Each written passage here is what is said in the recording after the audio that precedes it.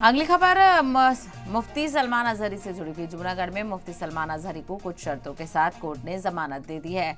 सलमान अजहरी पर hate speech देने का मामला दर्ज किया गया था, उनको गिरफ्तार किया गया था और अब कुछ शर्तों के साथ मुफ्ती सलमान अजहरी को जमानत दे दी है।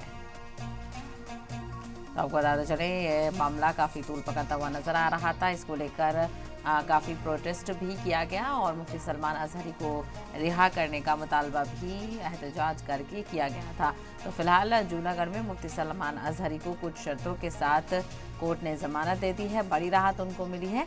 हालांकि आपको ये भी बताते चले कि सलमान अजहरी पर हेट स्पीच देने का मामला दर्ज किया गया था, जिसके बाद उनको गिरफ्तार किया गया और इस मामले को लेकर काफ़ी हलचल भी देखने को मिली थी। लोगों ने बड़े पैमाने पर एहतजाज किया, सलमान अजहरी को रिहा करने का मुतालबा किया गया और उनकी हिमायत में नारे लगाए गए। तो वहीं बिलाखिर कहा जा रहा है कि कुछ शर्तों के साथ उनको जमानत दे दी गई है और उन पर हेट स्पीच का मामला दर्ज था।